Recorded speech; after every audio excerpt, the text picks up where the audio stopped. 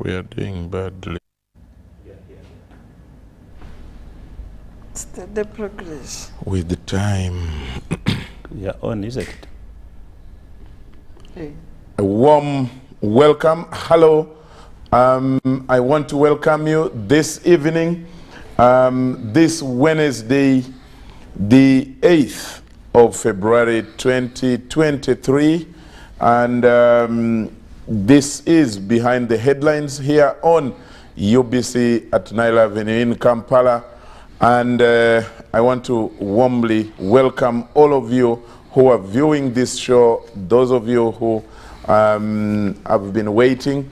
And the panel is set up. We are going to be taking a look at some of the big topics or topic of the week.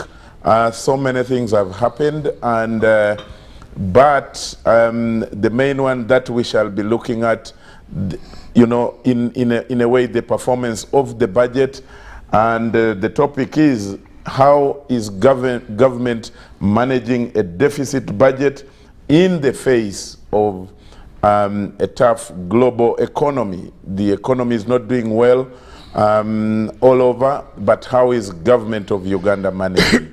What are the projections that we are going to be looking at? How can the priorities be set? And is government taking the right decision? From my extreme left to discuss this topic, we have Koti Paul Lakuma.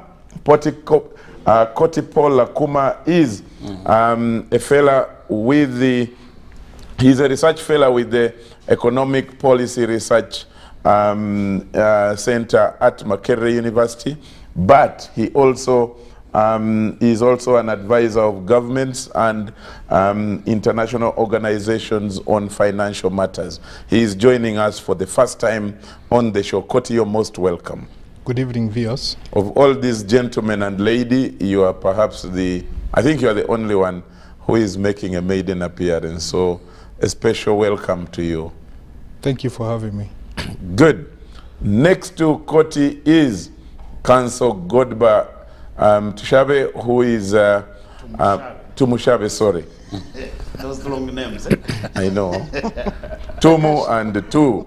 Tushabe, and I'm very sure Honorable Paul would be asking, what is the difference if you don't put the MU? You know, those things. But Godby, you're most welcome to the show. Thank you very much. Good Charles, it's always good to see you. my pleasure, and good evening, our viewers. Good. Next to Godby is Honorable Paul Omara. He's MP for Tuke County in Lango region. Honorable, you are supposed to be on recess. You are supposed to be in the constituency. Yeah. I don't know why you are in Kampala. You have put him here. Oh, yes. Why You think waited him. Charles, I will be going to the constituency this week. Good evening, viewers, and I'm happy to be here. Good. It's always good to see you too. Thank you. And finally, Council Sarah Birete, who is the Executive Director of the Center for Constitutional Governance. Sarah, you're most welcome back to the show. Thank you, Charles, and good evening, viewers. Good. Thank you to her, and thanks to have all of you here. Let's start the show. And the last time I checked, some of the projected figures, we have a budget that is running. We have entered the middle of the third quarter that runs from January to March, meaning that we are barely left with 4 months to end this budget. The budget is a total of 48.1 trillion shillings, but we have we are supposed to borrow, I think, almost up to 48% of that budget. And then, of course, we have Uganda Revenue Authority through what we call domestic revenue generation is supposed to collect 25 trillion of the 48.1, and then up to almost 10 or 11 trillion is supposed to service debts. We are going to be discussing priorities in this budget and how it is going. How is government managing it? Is it taking the right priorities? What are the challenges? We had invited some officials from the Ministry of Finance, but we couldn't get them on the show in time. But the question is, these are discussions that are for the public.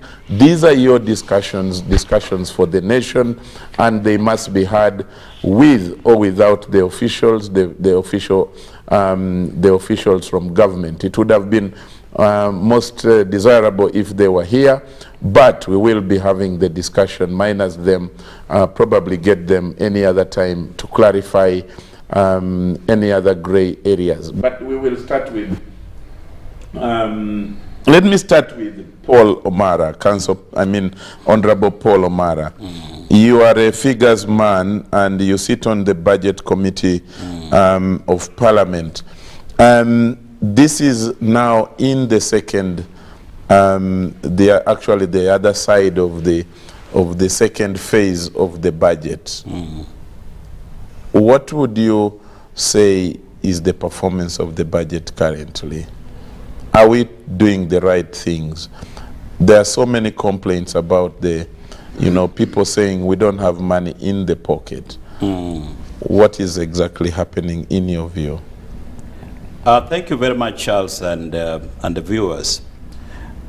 Before we could go into the budget performance, I would just want the viewers to understand that the theme of the budget for financial year 2022-2023, it was around the full monetization of the Uganda's economy, which will be enhanced through industrialization, commercial agriculture, extension of ICT and services, and also the digitization of the economy and market access.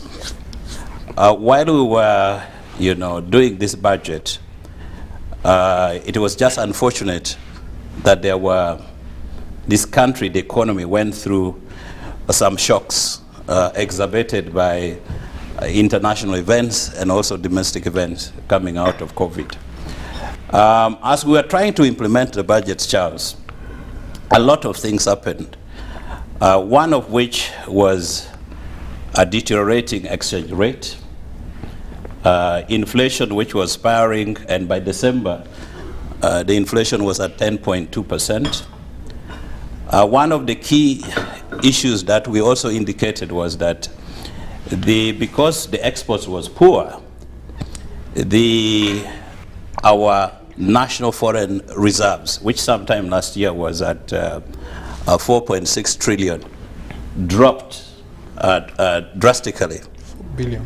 To $4.6 billion, dropped up to about $3.4 billion.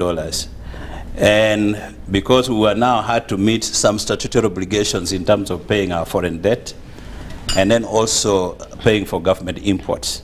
So our reserves, as we speak, has dropped, although recently, because of the work that the Bank of Uganda has been doing, has gone up again to around $3.4 billion. Another worrying thing also is our national debt. To fund the budget, Charles and viewers, our debt has dramatically increased far beyond the revenue growth. As you've said correctly, in the budget, we have projected to raise 25 trillion shillings in tax and non-tax revenue. And yet our budget, as you mentioned, is 48.1 trillion, which means now the other component we had to go and borrow. And so our debt to GDP ratio now has moved to 53%. And that brings a big problem because it's going now to eat dramatically on our revenues. So the liquidity ratio, which I would describe as the debt repayments plus interest as a percentage of our revenue, has actually moved up to 58%, which is quite a huge amount of money. And as a consequence, you basically have very little space for us just to pay salaries. It is 22% of that budget. So if you add 58, you add 22%, and we have done the maths. You only find that we only have 7% of that revenue to invest in capital investments and other recurrent expenditures. So we are in quite a very tricky circumstance because the economy is not generating enough cash. As we already mentioned, our tax collection as a percentage of GDP is only 13%. And therefore, debt repayments have taken a huge percentage of our revenue. And we continue to borrow to fund the budget. So the Ministry of Finance, in terms of budget performance, in the first quarter of the financial year did not do well. They released very little money. And the reason was to use both a coordinated action to overcome inflation with the central bank by also bringing the fiscal side of the equation so that they can control the money supply into the economy. And so the first quarter of the financial year, very little money was released. In the second quarter, they just tried a bit. We will discuss the PDM. For example, we were supposed to release 25 million per parish in Q1. We didn't. And we were promised that in Q2, they will release 50 million per parish. That has not happened. And as you've said, in Q3, which is now this quarter, what I've been told is they have only released 25 million per parish. We will go out and find out. But from the payment sheet that we have seen, it is 25 million. Where we should have been 75. That's out of 100. That out of 100. By now it should be 75 million per parish. But what the figure we see is 25. So we could explain that because of government's effort, coordinated effort with the central bank to manage inflation, which was a very consequential macroeconomic matrix, which they were saying if we allow this to fly, then the impact of inflation on the economy would have been dangerous. So they said, we'd rather hold expenditure. I had disagreement with the PST on that, on this platform, to say that for you to reboot the economy, leave the issue of managing inflation and exchange rate to Bank of Uganda, which they have done very well. Our conversation with the deputy governor said, you know, it was a very nice coincidence that government was withholding expenditure at the time when they were using monetary instruments to counter inflation. So it was like, okay, yes, we had a coordinated role, but we could have dealt it on our own. So then the issue then would be, why wasn't money released in Q1 and more substantially in Q2?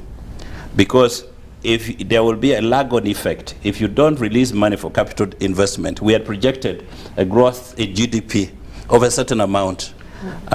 If you release capital investment late, then that growth will not be realized because there is a long procurement systems, you know, public, whatever, PPDA laws require a long procurement process. So the impact of the economy will not be felt. And so that is basically the challenge around inflation. I mean, around budget performance, it was affected by inflation. Laggards in government expenditure over the 2 quarters. And the 3rd quarter now, Minister of Finance is trying to run to catch up when we are at the leg of almost the financial year is 4 months to the end of the financial year. So I don't know what the overall impact would be. But if the PSST was here, would have given us how far they have gone overall in terms of budget performance. But what I know is that certain programs have received more money than the others. So that is now a matter of prioritizing within the Treasury management in the Ministry of Finance on their own to say, okay, this particular program will require more money, more than the other. Okay. Yeah. Let me take it to Koti. We want to hear from you as well what your perspective says of the performance so far. From, if you're discussing with guys in government, the managers of the economy currently as their advisor, Yeah. what do they tell you is the problem? Where is the challenge? What do you tell them is the best practice to undertake? Yeah, before diving into the challenges, I would like to pick up from where Honorable Paul, my namesake, left it. Despite all the problems he has pointed out, the economy has been performing pretty much well in the conditions we are in, and looking at the comparators countries like Kenya, Tanzania, countries in the region or countries in the COMESA region, all the major sectors of the economy, the key ones, agriculture, services, industry, they have all grown at a speed of between 3 to 5%. Inflation has tapered down, not to the desired level. We could have done better, but it's now at a single digit at 9%. The only part of the real sector, by real sector I mean the macroeconomic aggregates,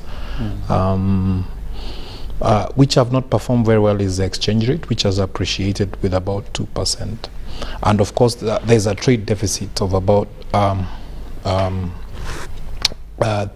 billion, but credit has picked up at 11 trillion, loans disbursed at 11 trillion. Credit prime lending rate has stabilized at 18%. The CBR is single digit at 9%. So yes, things are bad, but they are not all that bad. I like economists. I like economists. Yes. They are bad, but not all that bad. Yeah. But doing pretty well. Yeah, we are on the right track. We are not okay, but we are on the right track. We're on the right track to recovery. If we could manage the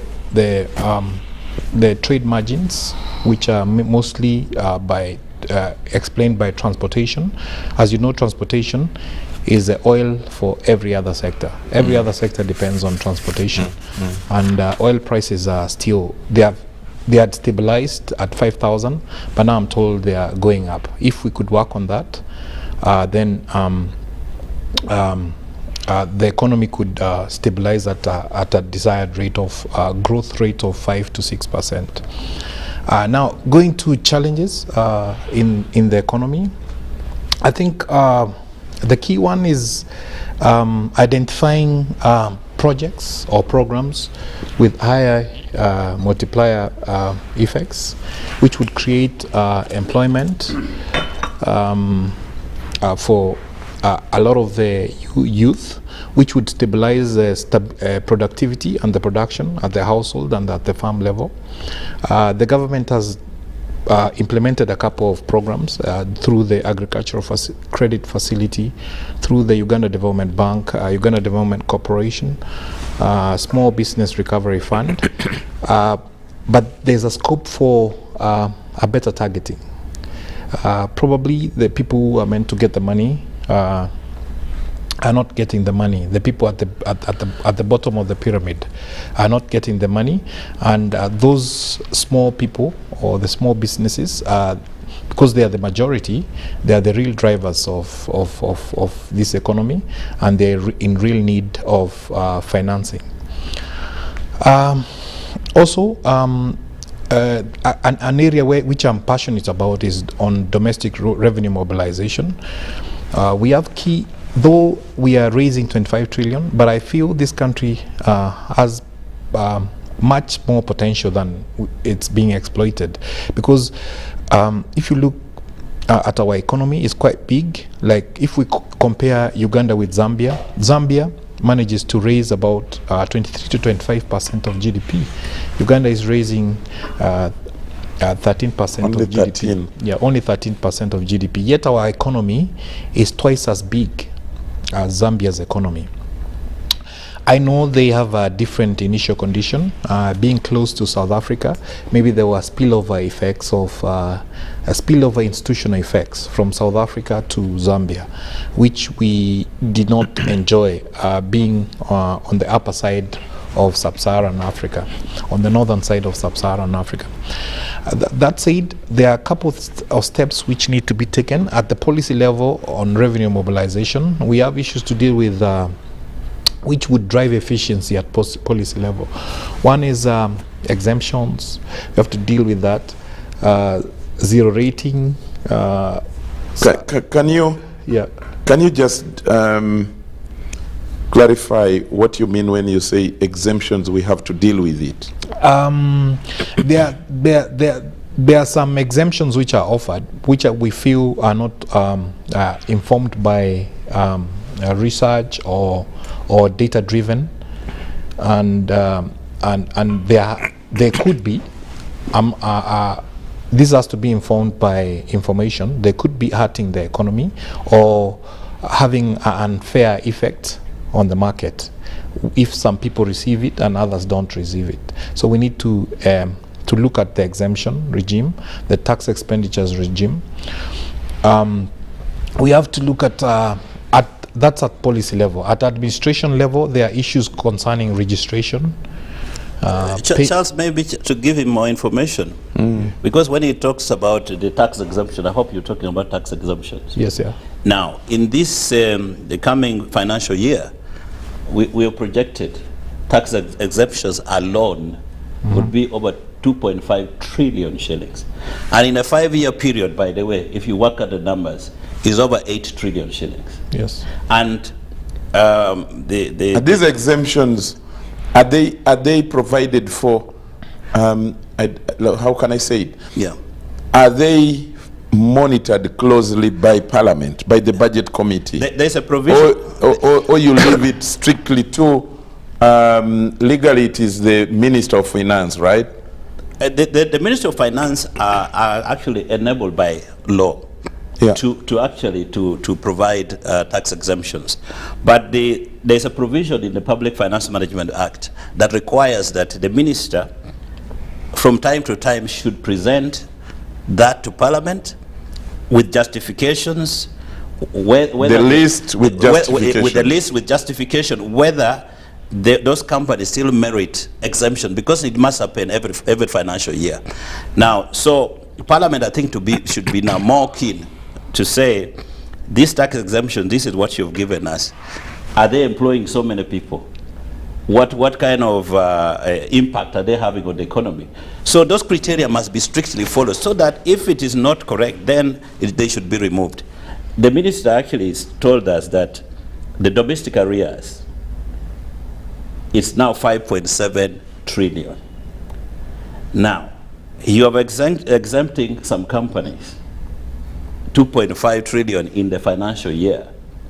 Now, over a 5-year period, that could pay all our domestic arrears, so that the people who government owes money can receive money, and they would be able to invest. This is private sector people. Okay. So I think there must be a policy review in terms of a serious policy review on tax exemptions. Tax exemptions. It's a big issue. Exactly, I agree. Thank you, Paul.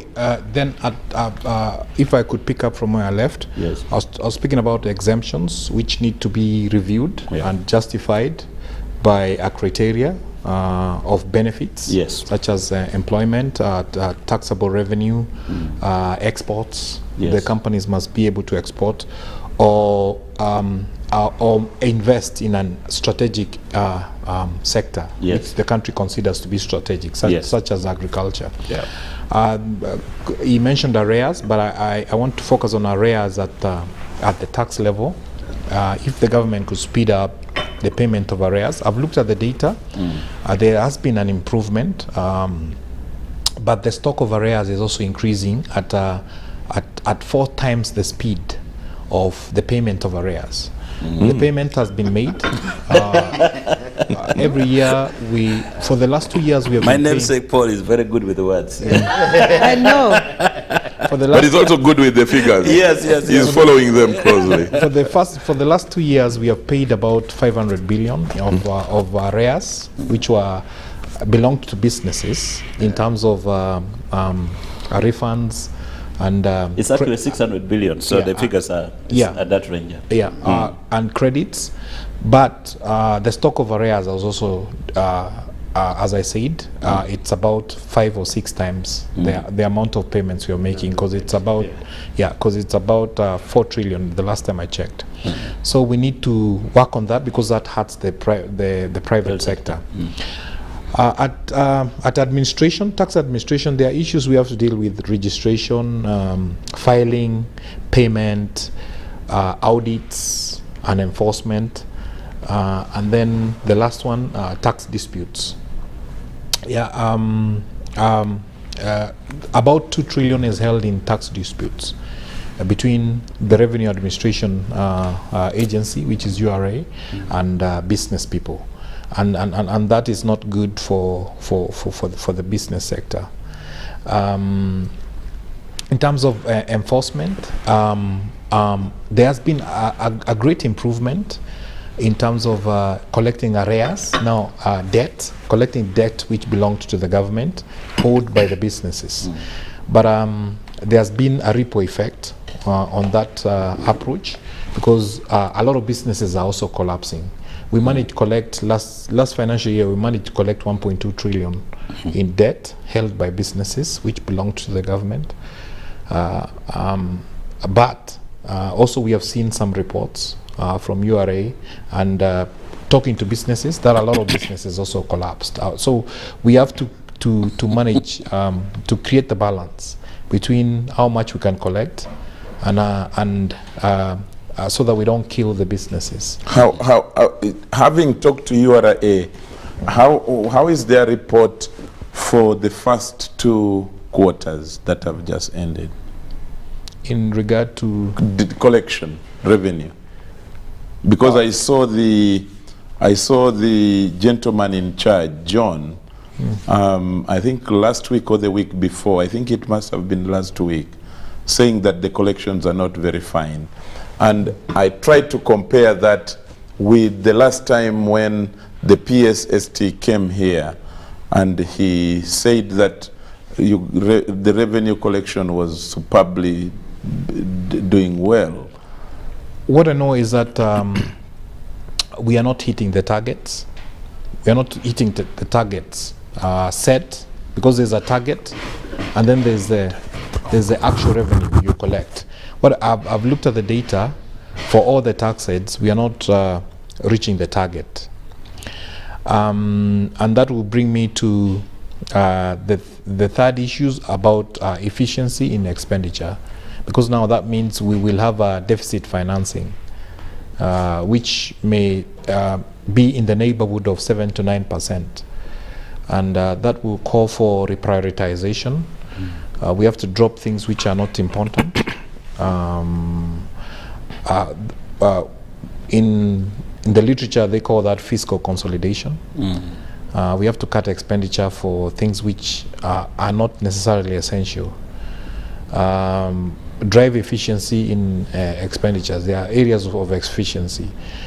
When it comes to debt, we cannot run away from debt. We must borrow, but then we must borrow at a concessional rate. We should hunt and go fishing for those kind of credit systems which are concessional. We cannot run away from it, because still there's UPE to pay for, there's USC to pay for, and what we are collecting is, for the now, it's not sufficient. Okay. Yeah, but the last one, when it comes to revenue mobilization, is a cross-cutting issue, dealing with informality. That has to do with business registration and taxation again, or registering for taxation. So, but that requires not only policy support, but also political support from the highest level of power. That includes the presidency, to support the efforts to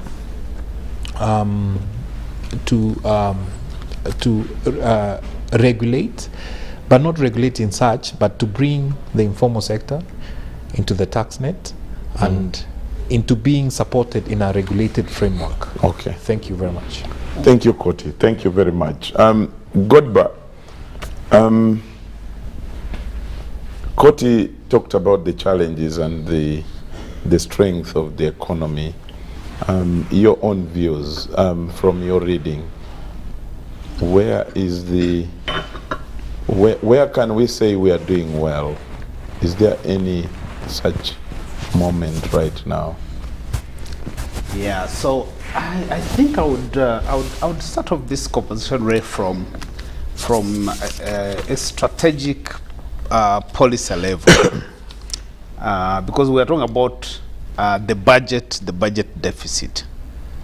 I always want to really to share with people that there's the budget is an instrument. When it comes to public expenditure, budget is an instrument. So in other words, when we talk about the budget, and forget about Paul, about those themes of yours, because these budgets, every year they come with a theme, totally irrelevant. And people like talking about themes. Themes are irrelevant to budget because you cannot, a theme that you change every year, you can't achieve a theme of a budget in a year. So I think it's important for us to understand that a budget it's a tool that the government uses to achieve certain things. At one level, we look at the budget as a tool for managing revenues and expenditure of government. So in other words, there must, when we formulate a budget for this financial year, we are trying to see on the revenue side, what are we trying to accomplish? On the expenditure side, what are we trying to accomplish? A budget is supposed to set priorities. In other words, the budget gives signals in terms of where government is putting money, but also where the private sector can therefore follow and put money, because as a government we want to achieve we want to achieve productivity, we want to achieve employment in certain sectors. A budget should be an instrument that government uses then to also organize its expenditures. If you think of the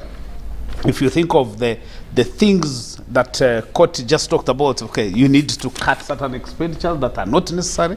Your budget is the one that does that. So when you I think the challenge that we have with the budget is that with our current budget now is that one, it seems it appears like this is our spending and revenue plan and it ends there. And I think that there is also a challenge. There is also a problem of trying to create convergence between the fiscal policy, which is really the budget side, and then the monetary policy. And I think that's what the point that Paul raised.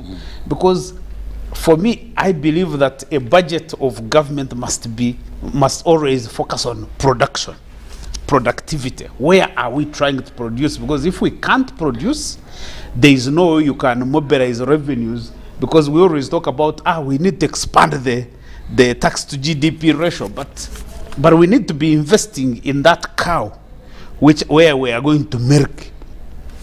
I want to agree with Paul that let the guys at the Bank of Uganda deal with the macro. Let the guys at Ministry of Finance focus on how do we increase production in this country, how do we expand the base of the economy in terms of production and output, whether it is in agriculture, whether it's in industry, whether it is in services. What are those investments we are making? And I think right now, with the exception of the investments we've been making in infrastructure, in security, and now the PDM, which is really one of my biggest problems with, because I think it's okay to give people money, but the mere fact that you've given people money doesn't mean that you are going to actually produce. Yeah. So I think that with the exception of infrastructure, security, one, we are not really investing in increasing production, and especially in the agriculture sector. The actions that are being taken, some of the interventions through the agriculture credit facility, through UDB, these are legitimate, and I think efforts that should be applauded. But my view is that this country needs to be doing more aggressive investments in those sectors, because that's where we can increase output and be able to trade. Because if we are not selling things out, then where are we getting money? I still believe that the fact that up to now we are exporting only 8 million bags of coffee, we should be challenging ourselves and say we are just playing at the bottom of the pyramid. Yeah, because we can increase coffee production by leaps and bounds, but that requires investment, that requires a clear strategy on how you achieve that. So I guess the point I want to emphasize is that we have a very big government that is very inefficient, and I think part of our problem starts from there.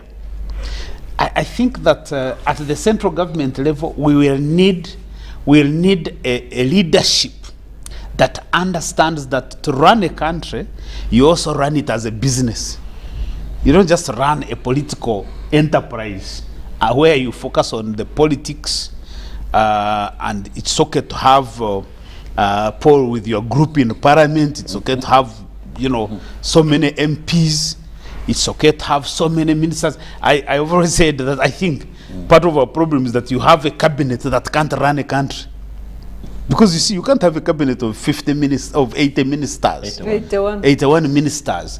And you've even seen, even when there are cabinet meetings, the president is there as a teacher, the children, the ministers seated there as children. They're in a classroom. There is when you run a business and you go in a boardroom, then you are all chief executives running a country. But where you have the ministers seated there as children, then the president seated here lecturing them, and then you say these ones are running a government. I doubt. Okay. Then I'll make that just one last point. That one of the biggest lies that government, the current government has told us, is this whole thing about that local governments are responsible for service delivery. And these are entities that have no money, that have no power, that have no authority. And so at the national level, even when the MPs are discussing budget and everybody, they pretend that the budget resources will be delivered through the local government system. But actually, almost when you look at the entire budget, everything's done and delivered by the center.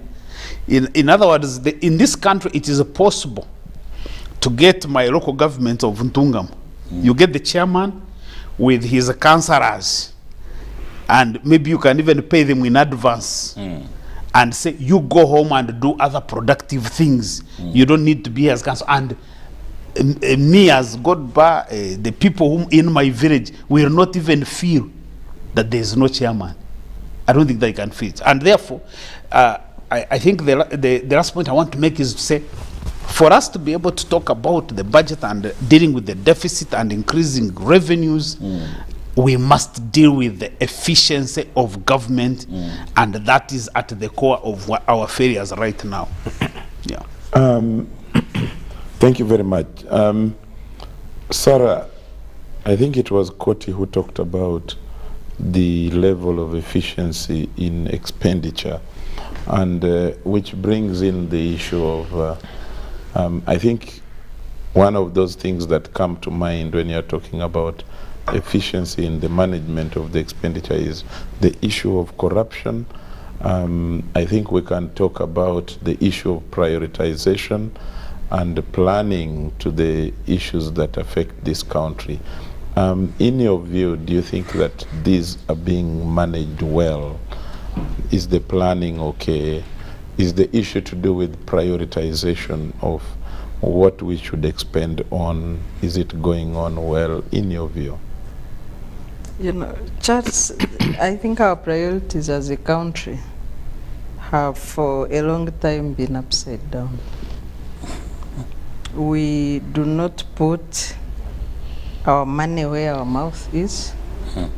When you read the talks, President Museveni since '86 has been talking well on the economy. But when you go into the practical side of what he talks about, you really see that a lot of it is just politicking and sloganeering, including the themes for his manifesto, securing your future, modernization of agriculture, the social transformation. So when you go to the tangible results of those slogans, you hardly find anything, to the extent that we have 38% of the population out of the money economy. And that's what the parish development model is trying to aim at. But when you look at the implementation in a short time of the parish development model, then it's no wonder that even government people who used to call it the magic bullet, they have now gone quiet.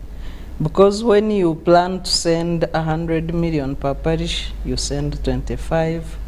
We have seen arrests in Kitugum, in Kabare, in several districts.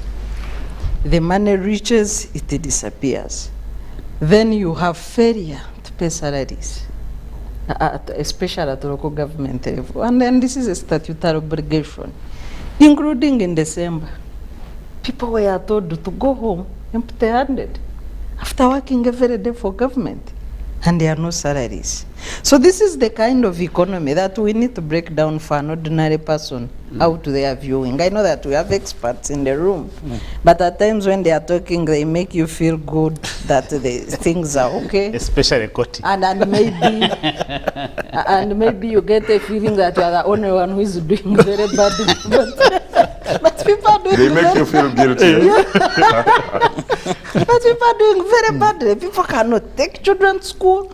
Schools cannot open. They cannot even extend credit to parents because of the cost of living, because of, the hardships. So when you look at, for example, I know people have been referring to the public debt, but we need to keep reminding Ugandans that our public debt portfolio now stands at 86 trillion. And President Museveni's regime has benefited from debt cancellation twice.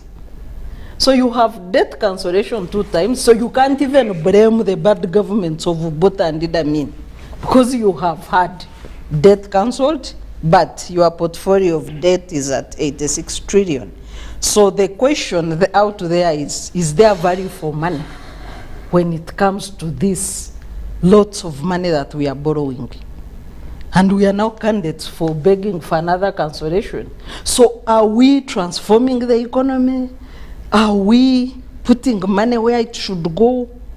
Are our priorities right? When you read the Bank of Uganda latest State of Economy report, 30% of our taxes is going into debt servicing in the next budget. So even as we are saying, the next budget projections are 29 trillion, so you have about 9 trillion just going into debt servicing. So where do you get money to develop the economy? And we are still borrowing. Even for this budget, maybe by the time we reach June, our debt portfolio is likely to be at 90 trillion. And then the costs, the political excesses, keep increasing every day. Because if you look at what has increased in the new budget framework paper, is it money to revive the economy and increase productivity, or it's money for political patronage, political expenditures, and regime sustainability in power? This current budget was distorted with the unproportional salary increments. I know that Parliament has been discussing the crisis of school fees as the term opens. But the crisis of school fees was created by the discrimination of science teachers against arts teachers. Yeah. And nobody's even tackling that. The schools are fighting to balance the discrimination created in the budget at the national level. Because how do you pay one teacher 4 million and another one 1 million? Yeah. And they are teaching the Silly. same hours. Yeah. So the kind of planning at national level. So you create a crisis for schools, and then you take to the higher podium and you accuse schools. What do you want them to do? How do you expect a head teacher to have a balanced team of teachers with unproportional payments to a larger extent of a difference of 3 million? How do you run a school? What will motivate the other teachers to come to class? So you have these kind of distortions, and then you sit and say, I have set a policy 600. Are we really real? Yeah. Are we serious as a country? You can as well The country look we are at- serious, the leaders are not. So don't bundle us together, Sarah, with these people. But they're saying that people get a leadership. No, they no, no, that's deserve. not true. So you look at What is not true? Eh? What that, is not that true? people get leaders they deserve. Oh, but the saying is correct. No, the saying is not correct. Yeah. It's the leaders trying to explain their inadequacies, and they blame then the people that chose to So, that chose Charles, them. I want also to talk about the decision of government to do heavy domestic borrowing and creating competition for private sector. I don't even know whether Parliament, again, you will approve that crowding of money. Government is, everybody would rush to borrow, to rent the government because it's less risky. But we have little resource envelope that should revive private sector out of COVID pandemic and lockdowns, and then government is borrowing the money. So how will you revive the economy? What should be the driver? They say private sector is the engine. You are now taking away money for government for political expenditure. So the tax base will further shrink. There is no job creation. When you look at like the state of nation in the US, the presidents are always, the first issue they account on is jobs created. You never hear an African president saying, I have created these jobs. Instead, they are creating burdens for the taxpayer. Things like Ruvoa Hospital is what they will announce. Things like Pineti Coffee Deal. Burdens and burdens on a citizen. Instead of saying the economy has grown, where is the evidence? These are the number of jobs. This is the tax revenue increase. So what do we account for? As we say, we are borrowing for ABC. There is steady progress, like NRM says. Where is that? How do we account for that? So when you come to the issue of, Paul Coty has talked about revenue challenges, administration. But there's a challenge of refund for revenue VAT refund. That is normally unnecessarily withheld, and you are reducing capital in the hands of the private sector by withholding that money. The rate at which it is paid, I think it is something Parliament should look into. Because if money is meant to be refunded, when should it be refunded?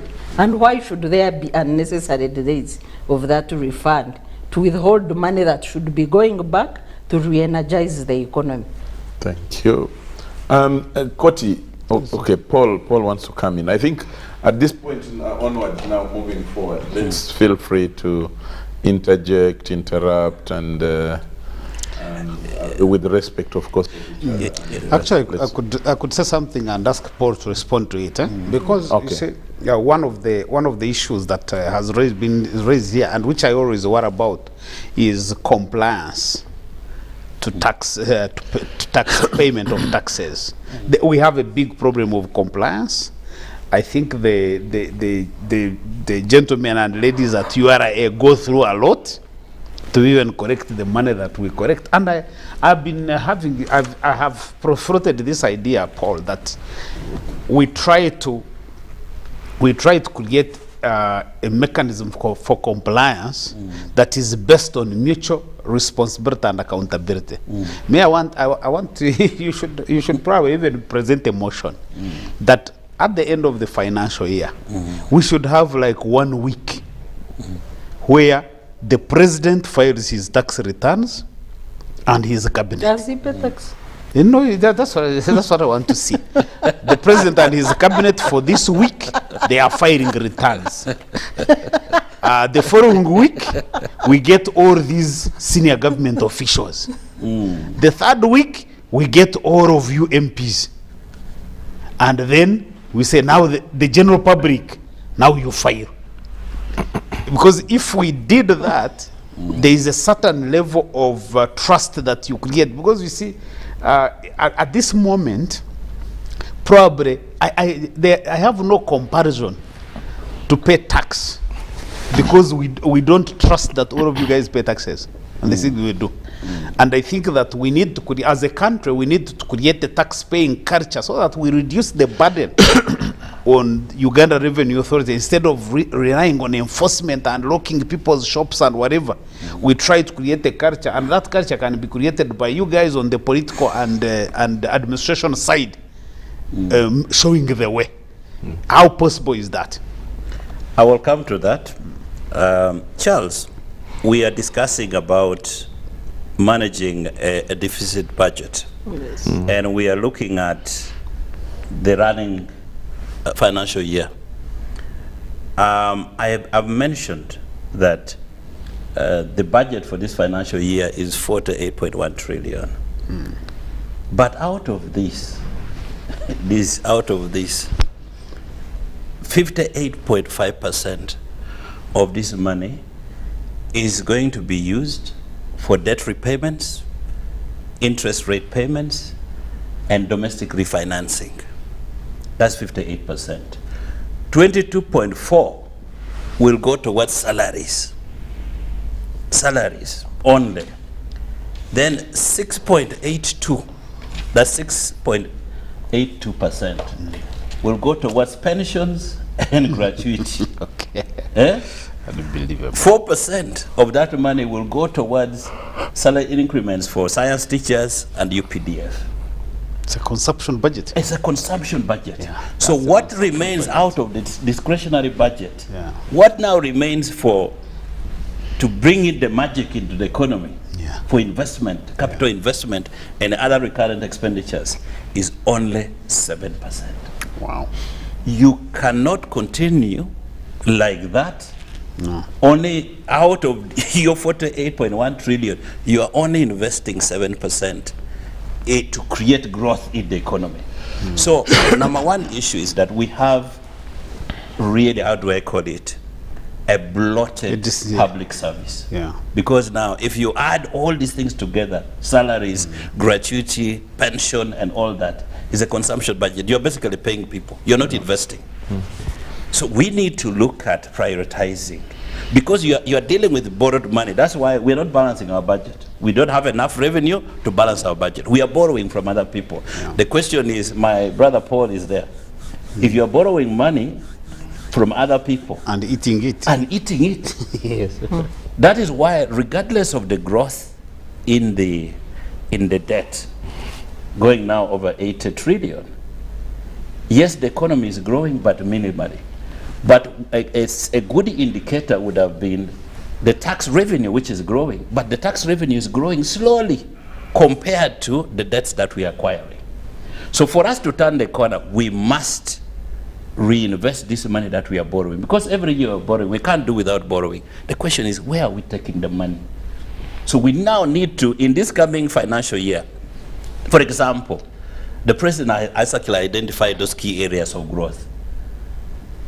Agro-industrialization.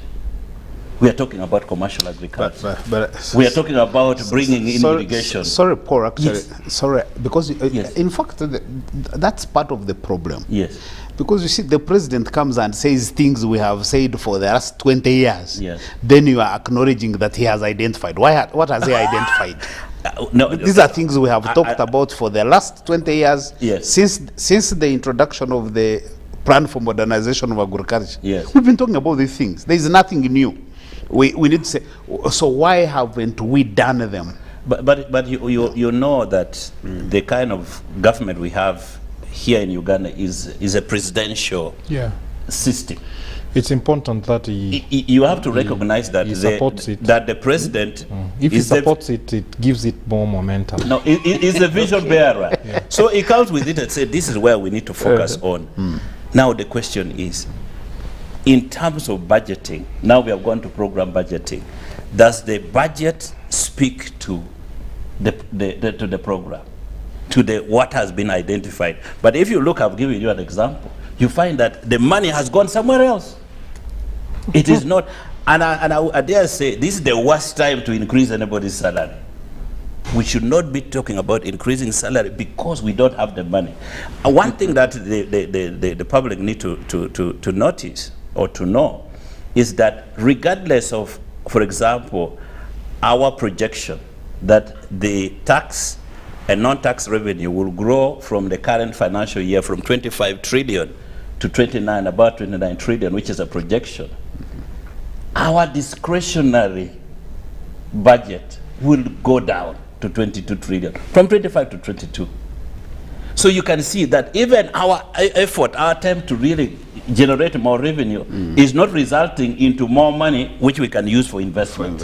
Yeah. So it is very important that we direct seriously, drastically. This is not where you hide your head in the sand. It's like a doctor telling you, you have cancer, you have, something is developing, we need to go and cut it. You can't pretend it's not there.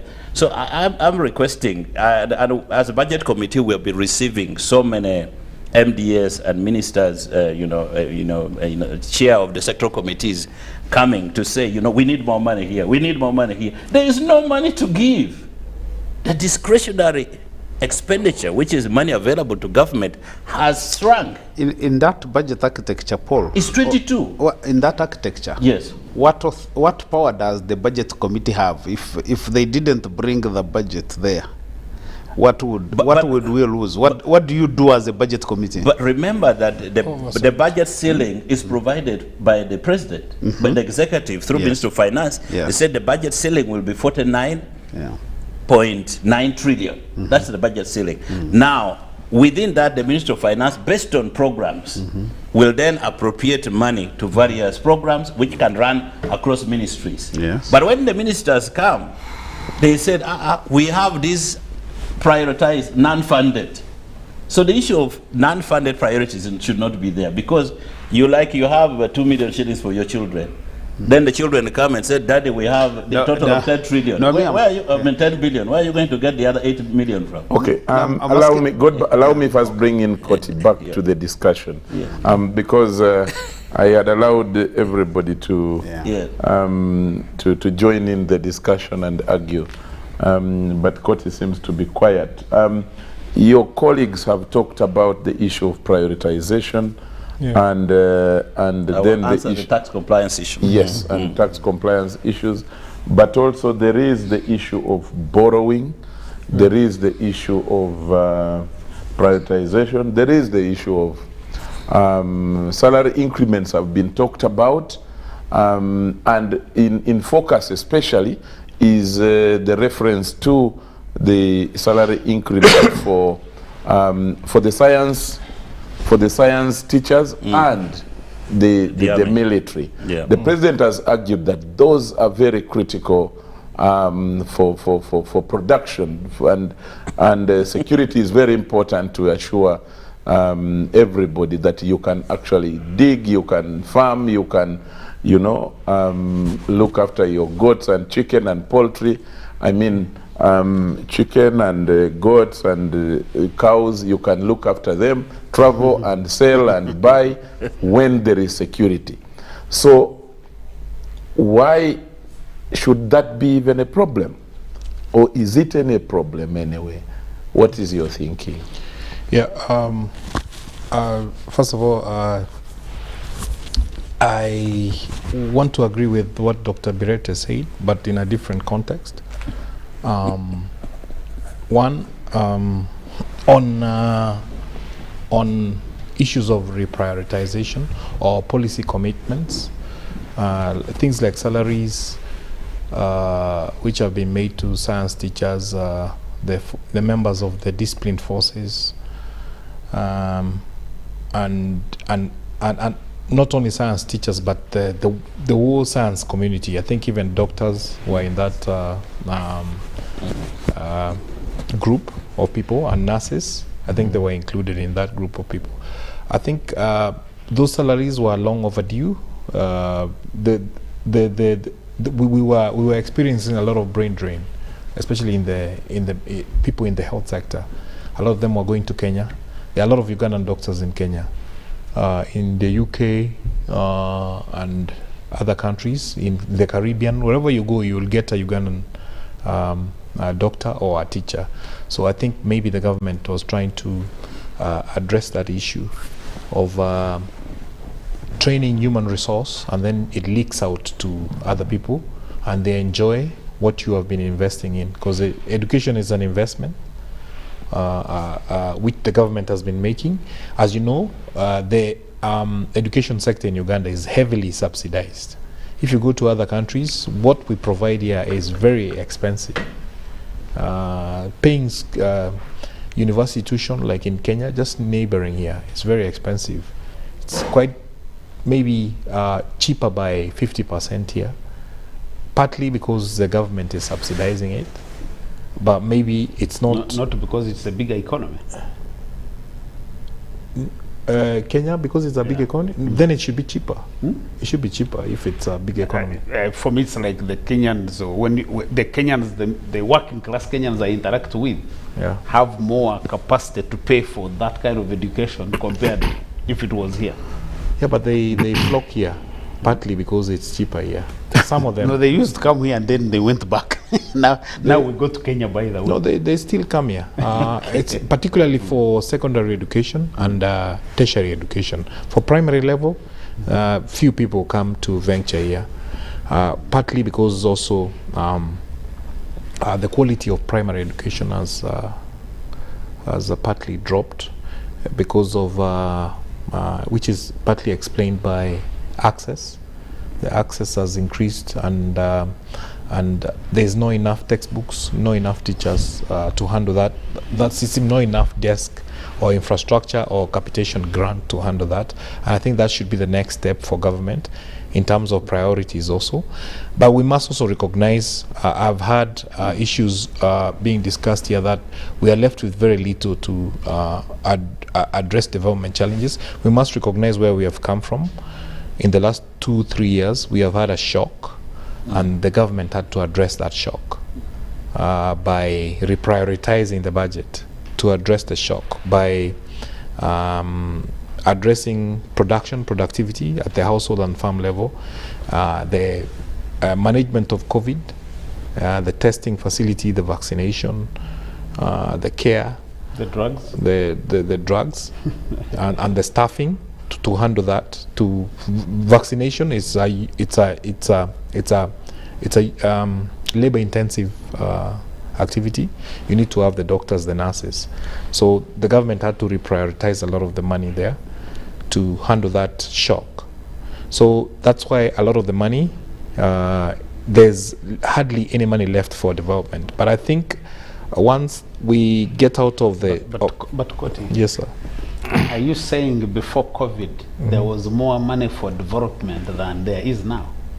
Is that what you are trying to tell our viewers? Yes, but not maybe to a greater extent, but there was more money for development financing than it is now. Right now, there's just a lot of issues to handle, and that's why the budget, I think in 2020, 2021 was reprioritized to a few sector, and there was hardly any money left for NDP. I think Paul would bear me witness. Yeah. Very like 10% was left for NDP priorities. Yeah. So But NDP priorities, Yeah. if you look Can, at can, I, can, I, yeah. can I request that we go for a break now? I've Yes. just been signaled that we have passed the time for the making break, money. so making some money. Allow me also make some money for UBC, and let's go for a break now. But we will be back on the discussion shortly. Let's go for a break right now.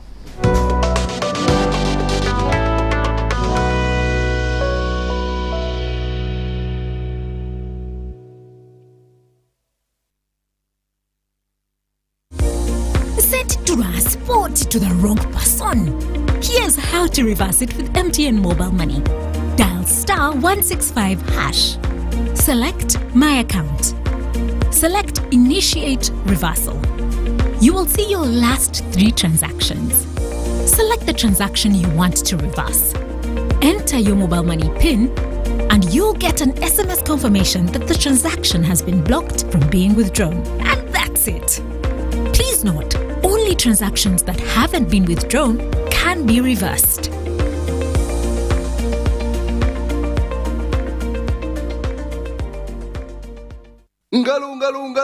It's true what people say, that when I wash and you wash your hands with soap, we'll have less infections as Ugandans. After all, it's hands that handle money. It's hands that feed us. Hands that prepare soil for farming. Hands that we use to learn. And hands that we use for fun. When I wash and you wash hands with soap, it means clean hands for all. This is a message from the National Hand Washing Secretariat. The festive season is here and it's Christmas in 4G from Airtel. Get the most affordable 4G smartphone in Uganda, now heavily discounted from 250,000 shillings to 150,000 shillings only. Yes! 150,000 shillings only to keep you connected to your loved ones this holiday season. Dial *175*94# to activate free 1 GB instantly and 100% double data on all weekly and monthly bundles for 3 months. Get one today while stock lasts from the nearest Airtel shop. Happy holidays this festive season with Airtel, the smartphone network.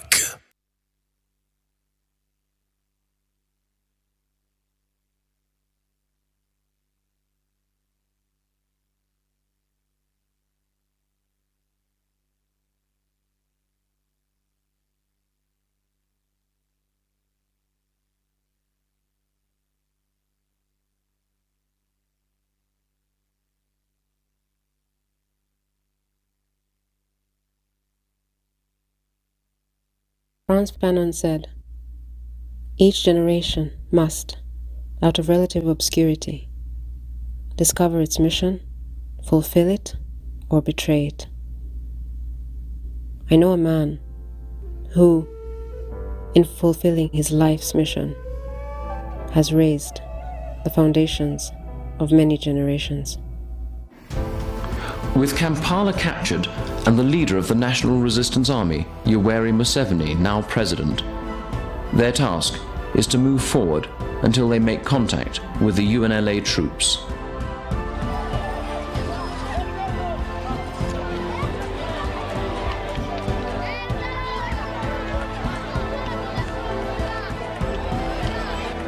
Do you see the NRM as being naturally aligned to either the East or the West in particular? No, we are aligned with Uganda and with Africa. This assumption of the Western countries or of some outside countries that we must either be for the East or for the West is actually racist, to say the least, because we have got our own interests and these are the ones we are pushing. And if we have got allies, those who agree with us, as far as our interests are concerned, then they are our friends.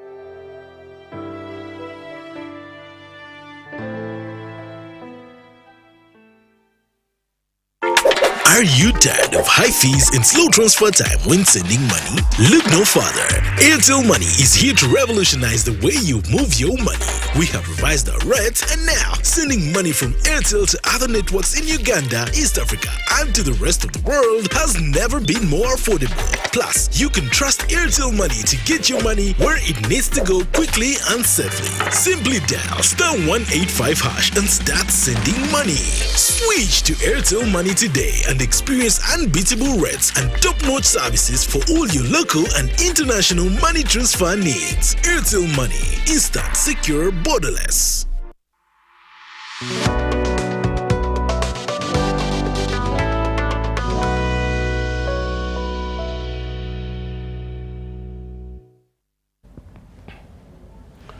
Welcome back from the break. This is Behind the Headlines here at UBC.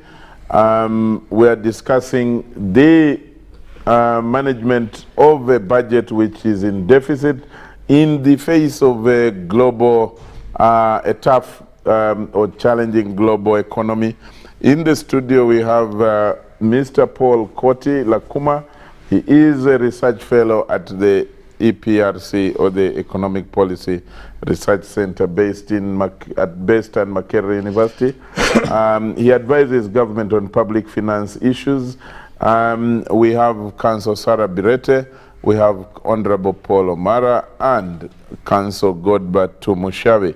I got some messages and comments during the break. Allow me read some of them, and then I'll bring back Paul Koti to wind up on the points that you were making, so that I come to Councillor Sarah. This, let me see.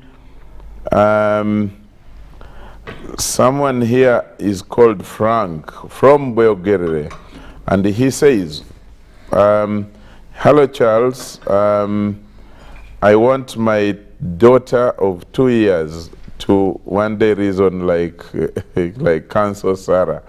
To have results in sports, it has to be a priority from the president and a few ministers. Having sportsmen,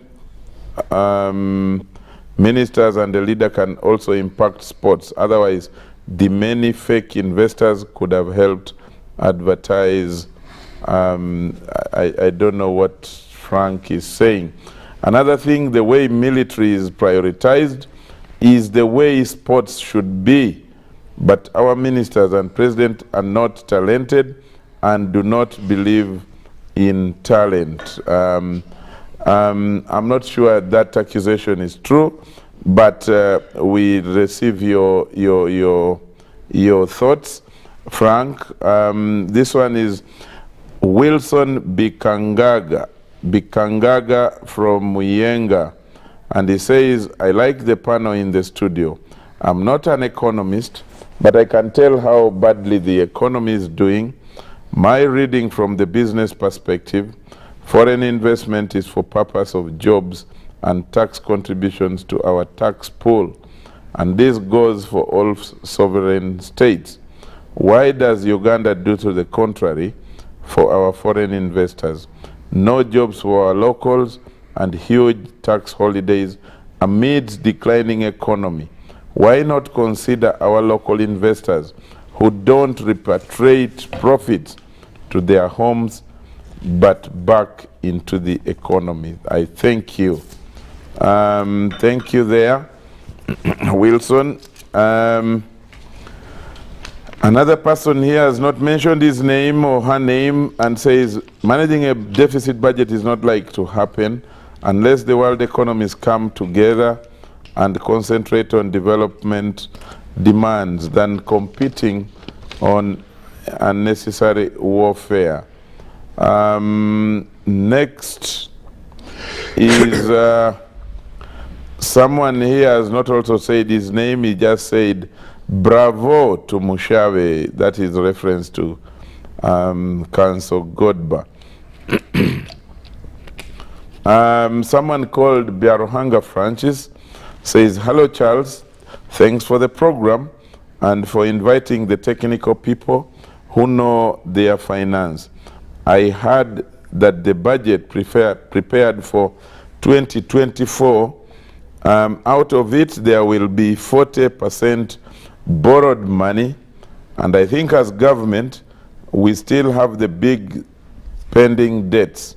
Those seniors in finance, did they have a clue how the government intend to clear them back? That is Francis. The next one is Ndaula Ham Chotera, says, thank you, Charles. A lot of politics, greed, and unbalanced analysis in the country's economic trends. The cause of deficit as people, he says, why are we so much in a hurry to congest a lot of commitments within a short time and fail to spread it gradually for a longer period of time? That is the cause of the deficit, and as people suffocate with higher taxes. Richard from Fort Portal says, civil servants pay too much pay on little earned salaries, but ask Mr. Paul, how much do MPs and ministers pay as tax? You will understand how our country is doomed. That is Richard from Fort Portal. Joseph from Western Uganda says, there should not be beating about the bush. The fact is that economies all over the world are kneeling down, big and small economies alike. Please minimize the theories of economics. Do not blame the current regime. That is what Joseph from Western Uganda says. He says even banks have started stealing money from their customers' accounts. I hope this is not true, because I've been a victim recently. And that he says, and it is being done in big millions here in Uganda.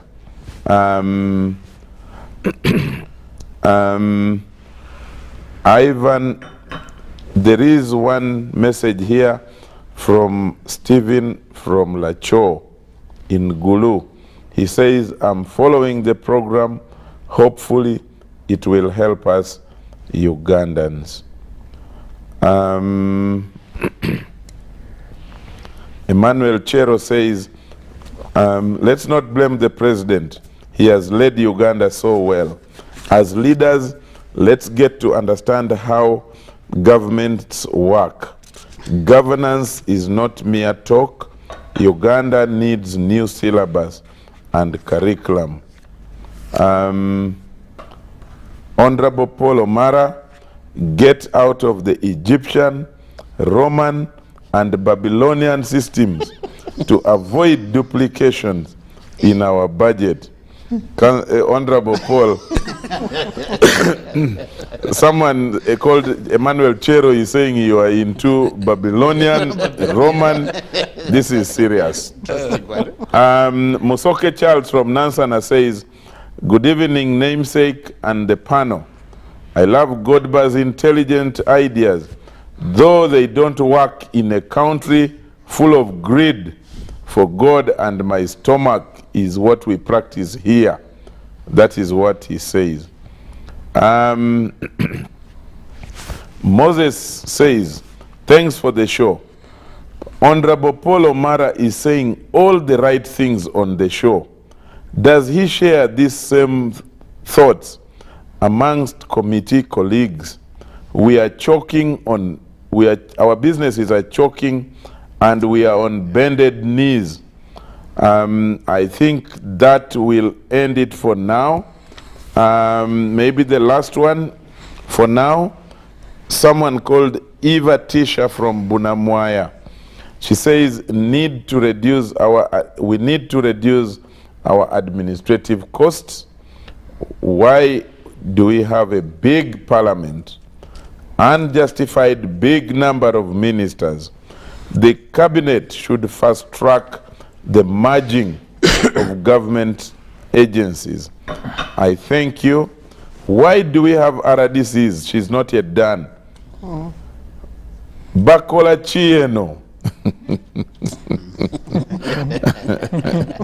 I think this person, Eva, is really angry.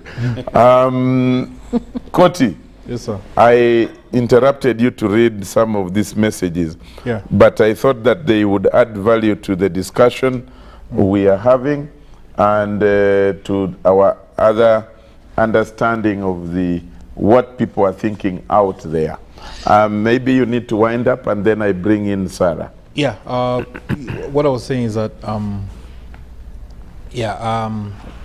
the reason why we have unfunded priorities in the last 2 to 3 years, we have always had this problem, and it's a big problem in public finance, having priorities among its priorities. As you know, we are a developing country in a resource-constrained environment, institutionally constrained also. Even if we had the resources, we need the talent to manage those resources. We are also constrained in that element. So we have always had this problem, but they became more blown out during COVID, and there was reprioritization.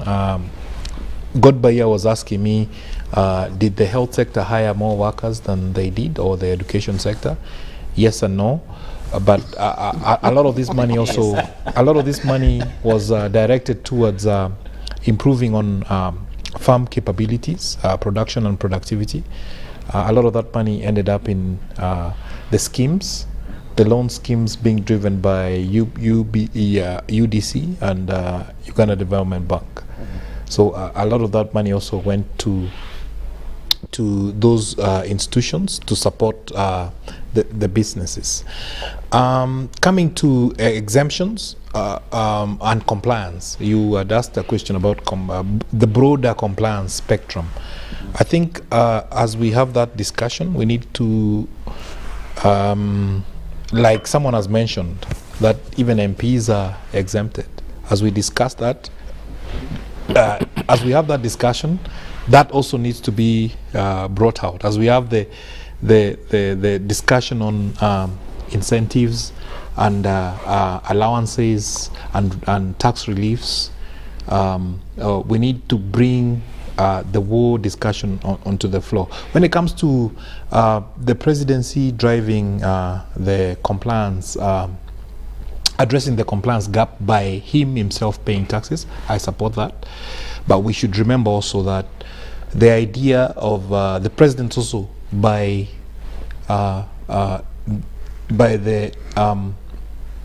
construction, or by the idea that he is the president, also enjoys a lot of protection from taxation. This comes from all the way from the countries we borrow rules from, that is England, the sovereign. The sovereign is exempt because the sovereign does not pay for does not pay herself, because a picture appears on the what? On the currency. On the currency. So it's assumed that the sovereign should not pay herself. That's why. Do we have that picture? Yeah. Not necessarily, but the idea. He ordered refused to put his head there. Yeah. No, the idea of the sovereign being exempt. It's something not Ugandan. That's what I'm trying to say. It's something global. Comes from the Queen of England and spreads all the way to Africa, and that's why, as a matter of policy, when we are reviewing exemptions, we need to review it in a broader context, and it shouldn't look like a witch hunt or something, because a lot of other people, or a favor. Yeah, or a favor. Is it supposed to be a favor? Do you think it is being now used more as of a favor? To friends, colleagues, acquaintances, Charles, and people you know. Charles, yeah, that question was put to me, but I would please want go ahead. I would want to. I need us to have a free discussion. Yeah, I would want to answer it this way: that at one time, even to enter politics, to register for nomination as an MP, they mooted an idea that you must get a tax clearance certificate from URA. Kenya does it. The politicians posed it. Personally, I would want for you to be nominated as a candidate for a political office. You must have your tax certificate, from URA, so that there is compliance. There is also the sanity. You bring people who have been paying taxes, and that brings a kind of hygiene into the politics.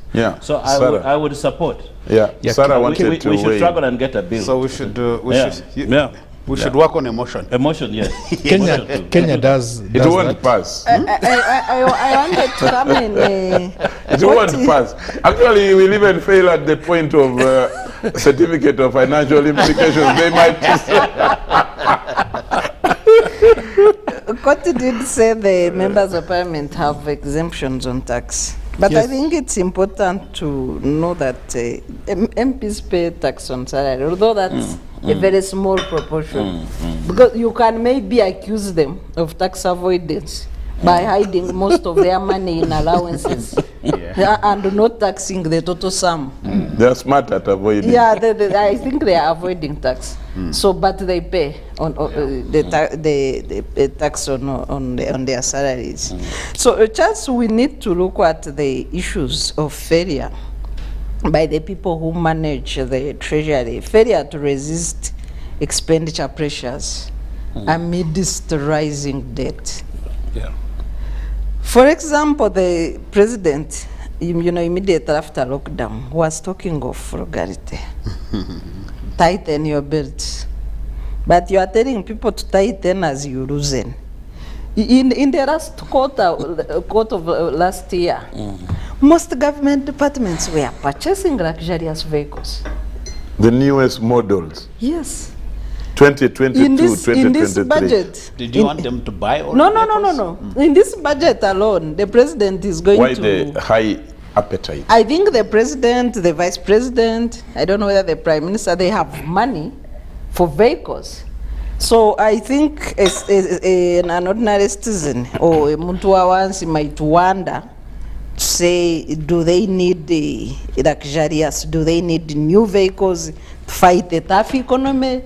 What is it? They need better vehicles to navigate the tough economy. Tough economy and tough roads. Of course, and then the state of our roads. The state of, a lot of borrowed money has been going into roads. But it's like we've been manufacturing potholes. The duration of these roads. The state today, if you say we borrowed this much for infrastructure, I think somebody can even laugh and say which infrastructure now. Because we are just navigating potholes. Some of them are too big to be called potholes, even in the state of Kampala and the rest of the areas. So the other issue, Charles, that we need to look at is the fiscal discipline.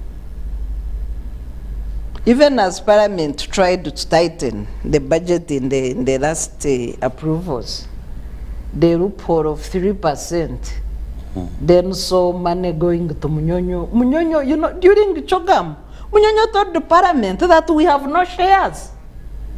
When we thought we had bought 49% shares, when people said, bring a certificate, they said, we don't know you. Now why are we giving them money? Under what basis? And there is nobody who can question such impunity. We rejected it during the budget process. But it was given. Under the 3%. And you can't do a thing. And you can't do anything. Yeah.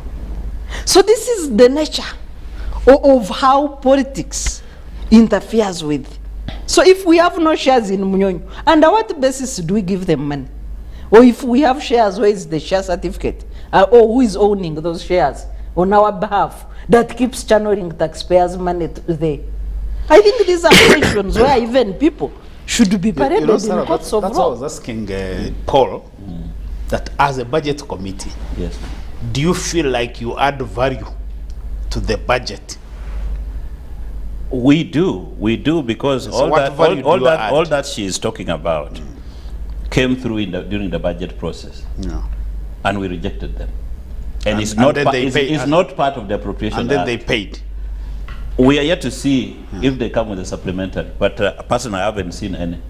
Yes, under what circumstances? But you see, we have given a loophole in the law of 3% where government can spend money within the 3% of the budget and report to Parliament. So there is that loophole which the Minister of Finance uses. It's a loophole. Yeah, because really the tragedy that we have now is where you describe the kinds of pressures that Koti has been describing here, and then you go to Parliament and say, oh, we have now bought shares in Rocco Construction. First of all, you are broke. Then you are buying shares. You have... Did they say was it share? Yeah. Were they shares?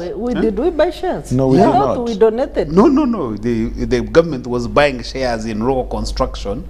The 200 billion? Yes, about 200 plus billion. So it was buying shares. Charles, my last question, and I want to pose it to Paul and the Has Godber finished? Our experts. Sarah, if you don't mind, I just wanted to add one quick point, that as Koti said, one of the biggest bottlenecks the economy today is the road network. The road network has crumbled. Those of us who travel across the country, those roads, whether some of them they are under the central government, others are feeder roads under local governments. They have collapsed literally. But a lot of loans have gone into roads. Yes, they have collapsed literally. I know, and I think as Koti said, we have over 2 trillion shillings in arrears. A lot of that money is owed to road contractors, road construction companies. And the other thing, and I think Paul, you should be the one to you guys should push for this. I've even said for this Kampala, Wakiso, Mukono axis, Entebbe. I think if government really found a way, and I think this is, if I was to borrow money, that's one thing I would borrow money for. That if one decided to open up this central region, the metropolitan, Kampala metropolitan, and open this town 50 kilometers radius, and make people and goods move, I think we would unlock a huge economic potential. Just to give you figures, it's not only 50. 80% of this country's GDP is within 100-kilometer radius of Kampala. Now, so it means that any investment that you do on road infrastructure will actually boost your economy, your GDP, and allow for the flexibility. And because of that, in this financial year, we have agreed, even the Committee of Infrastructure and Budget, and even the President, we have agreed that for the first time, let us give every district 1.5 billion shillings. That's nothing. At most, and the President is proposing 2. Where districts have been getting 200 million. You see, that's the problem. Just a minute. Sorry, we need to take it back to Sarah. So we are agreeing with the President that we take this thing at least 1.52 billion shillings per district as a beginning, and let the district build the community infrastructure, the district roads and the community roads. And then there is about 590 billion UNRWA arrears. And we are saying, let us locate that money so that UNRWA pays off those arrears. Because every day, interest is accumulating of 200 million shillings. So let us deal with that, and then also give UNRWA enough money to repair the highways, repairing and maintenance of those highways. So just to answer your point, road infrastructure has become a key component of something that we must do this financial year, and we are going to put enough money to deal with it. Okay, Sarah, my last question, which I'm posing for the MP, is on debt. How do we ensure that we conserve debt to generate foreign currency? Because we know that repayment is in foreign currency, and it's what is depleting our reserves. But also related to that is, we have loans maturing in 3 to 5 years. And some of them are the non-concessional loans. How prepared are we to pay back? Let me start it this way.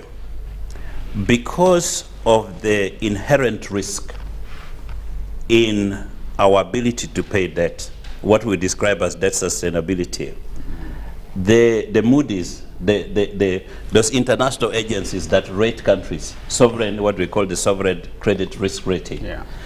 Uganda has been moved from B to a B minus. Already. We have dropped. Exactly, we have dropped. Because now they look at your ability to generate domestic revenue Yes. without borrowing, so that you keep on paying these things. So we have an issue, a big issue that we need to deal with. And that is why many of us, some of us are emphasizing that the money that we get outside, Paul, we should never use them for salary increments. We should never use them for some of these things that we are seeing. It must go and generate revenue. And the governor, the deputy governor, Dr. Michael Atinga, has already warned us, because he said, you see, because of when debt repayments come, the debt maturities come, Bank of Uganda is not going to wait for government to say, what do I do? Those reserves will be used to pay those debts. And that's why those, our foreign, national foreign currency reserves fell from $4.6 billion to 3.4. Now he has managed to get it back to about 3.8. From 2019, Yeah. it has fallen by a half. It is moved down. So which means now in the next 3 to 4 years, a lot of debts will be maturing. And the governor has emphasized, please put this money into the economy, where it will generate production. We do exports so that we can have foreign currency coming. So if we are clever, we should now be looking at very key sectors in terms of increasing production, focusing on tourism, so that we can generate money coming, import substitution, and doing a lot of things that give us foreign currency. But if we take that money and we still behave as if we are... Salary increments. Salary increments. It's actually a wrong time to increase the salary. Me, I feel for the army and for our teachers. But you are taking that money and putting it to in that area. How will it generate revenue? It won't. And yet, your foreign reserves is dwindling. And I know there are people, President Museveni has very many advisors, including Paul. No. but many of them are not willing to speak truth to power. So say, Your Excellency, this is a sweet thing to give to our people, but the economic situation which we are in now, we are in a deep problems, and we must now find ways of generating revenue, increasing our national foreign currency reserves, increasing exports with our neighbors, and then intra-African trade. And then we bring those foreign currency home and get Ugandans into production, get industry functioning. Let's support private sector so that private sector can actually generate wealth. But Paul, you are talking. That conversation must be. You are talking as if you have just arrived here. What you need to be telling our viewers and citizens is, why haven't we done those things you are talking about? Because we've talked about them. Goodbye. Why haven't we done those things? And over and over. It's leadership. I've just come into politics. It's 1 year now, 1.5. I'm learning. But me, I speak from the heart, and I speak because I know that if you pretend, because you see, if you go to the president, you guys are experts in this thing. You know what is happening in our treasury, where our foreign reserve is, and what we need to get it there. It's not about paying more salaries to our people. It's not about that. It's about, because we are now highly indebted. But sorry, Paul. Let me talk about the question of salaries. Yes. Because you see, most of us run businesses. Yes. We run small businesses. My view is that salary is part of your instruments to increase productivity. Yes. But you have to be paying salaries for the right reason to the right people. Yes. Yeah? So in other words, I have no problem, for example, if I had a parliament of 100 MPs who are paid super well to do legislation and oversight for this country. Yeah. I have a problem when I pay over 500 MPs and pay them halfway, and they are doing nothing. Yeah. I have a problem if I have a teacher workforce Yes. that I'm paying poorly, and they are producing. And let me just emphasize this point by talking about the data that I've been talking about. Yeah. The results that were released by Ministry of Education. Yeah. That 1.8 million children are enrolled in primary 1. Yeah. At 7, only 800,000 have reached primary 7. 1 million have fallen off. 1 million can't be accounted Can't for. be traced. I have a problem paying they are like 4 ministers in Ministry of Education. They are about 4 or 5. About 4. Yeah?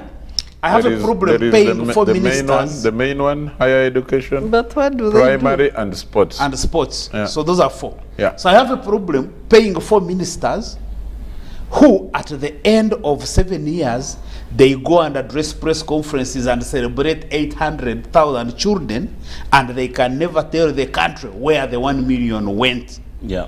So I think the question of salary, we need to understand it that if you are running this country as a business, as an efficient enterprise, you have to be able to create a workforce and remunerate it, Yes. and be able to deliver But production. timing matters. Yeah. Maybe I could say this. Timing. Paying, like for example, the public servants who have sacrificed so much in this country, our security forces, members of our security forces, and even our teachers. But And the health workforce. Yeah, and health workforce. But the question is, you find within public service a host of other people driving free vehicles being bought by government, being maintained by government, being repaired by government, being fueled by government. So that takes a lot of resources in hundreds of billions of shillings. Now that money could have paid our soldiers a lot of, very well, paid our teachers very well. But here is a situation where you have a bloated public service, and a bloated parliament. a bloated parliament, Don't leave it there. indeed, Yes, a bloated parliament, so many districts, a lot of public administration. We have more leaders per capita. Yeah, man. So the question is, can we do something so drastically to reduce this so that the so people... for you as from the budget committee, can you do something? Am I the chief executive? Sarah, You can start by. I think viewers can see. Paul has considered on this one. No. I think viewers can see and attest to the fact that he has passed the the buck. problems, the economic problems we are discussing here are leadership problems. They are leadership problems. They are leadership questions, and unless you have the right leadership for the right time, then we cannot resolve them. No. So the people don't know what they want. No, it's not the people. The leaders don't know what to do. Maybe they could be leaders. But those are the people that the people, but they are those for are the wrong people that time. the people have voted for. I think the leaders know because if you look at the speech from the minister, it points out there's a speech he made for the Minister for BF, what? Minister of Finance. Yes. And all these priorities are listed there, including reduction of MDAs, which would save a lot of money, and which would go into paying what you guys are calling the essential stuff. But the issue is now, will they implement that? Maybe that would be the issue. But the priorities, if you read the speech, there is. Put it this way. Yeah. Today, yes, if Uganda was looked at as a company, as a big corporation, it has its chief executive. Yes. Called the president. Yes. It has its board of directors. Yes, sir. Called the cabinet. Yeah. And they are seated in a meeting with the shareholders called Ugandans. And you start explaining these things, you would be fired immediately. No, but maybe could This hear Uganda- something else. Yeah, they would be fired immediately. Yeah. No, it's because a country is not a company. Also, it doesn't run as smoothly as a business. You know, you are dealing with different interests, different ethnicities, different religions. You must balance all this. Are you suggesting you can't get efficiencies within those complexities? You can, but I think you can. You can, but it doesn't run as smooth as a. No, I agree. As a business, which I is agree on the complexities. Yes, and I'm saying that the leadership that then you need is the one that is able to address those complexities, understanding that you have to create efficiencies for you to run that enterprises as efficiently as possible. But what I would say is that since the PFP points out the right priorities, I've read it, I've seen the priorities are there, all the things we have spoken about here, including reducing MDAs, is that we give them the benefit of doubt. And about identifying the strategy, there's no problem. The issue now comes in we need more servants. I think we have a surplus of leadership. Surplus? Yeah, because when it comes to identification, God is really economist. Let me mention something which was mentioned, I think, by Dr. Sarah, on the issue of youth unemployment, creating jobs. One of the things that we must do is put in place an economic system and policies that would create jobs for the youth. It's a big problem. In Lira, actually, in a few days, the youth in their hundreds went, waylaid people. They killed one border. They were actually getting people and removing money from you, everything. If you don't run. Really? Yes. The RDC had to deploy security and the military to really go and capture these boys. They are unemployed. They feel like anybody riding a border must be attacked and looted, whatever is carried. So we have a big problem of youth unemployment. And so when we are thinking and we are seated where we are comfortable, all of us are not safe. We must actually begin to direct the little resources we have to make sure we have an economy that caters for everybody, that creates jobs. And what is it that we must do? And because we sit here and make decisions on behalf of these people, and they don't have jobs, and the responsibility is with us, the leaders. So that's a big challenge we see. And so when we build more factories, we are creating jobs, and these boys will find some work to do in the manufacturing entities. We have about 5,000 factories in Uganda now. The question is, are they working to full capacity? What is it that they are doing? And I want to bring this one. It's a very controversial thing that I'm looking at. It's NSSF, for example. We have borrowed ourselves up to here. Now 53% debt to GDP ratio. Now, and it's escalating. And yet we have money here. As an economist, I would rather say, because we have over $1 billion of NSSF money invested in Kenya's economy. In that economy, is generating wealth where? There. But for example, if we were to sit here and then provide some reform for NSSF, and then we say, Omeme is about to go, in a strategic sense, let NSSF invest in Omeme. Workers will own Omeme. We will expand it, we will manage it, our people will work there.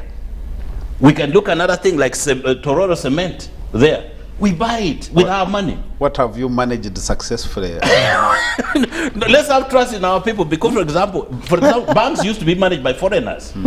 But now look at like water. Do you want to do trial and error? National water is being managed well. Workers' money has been successful.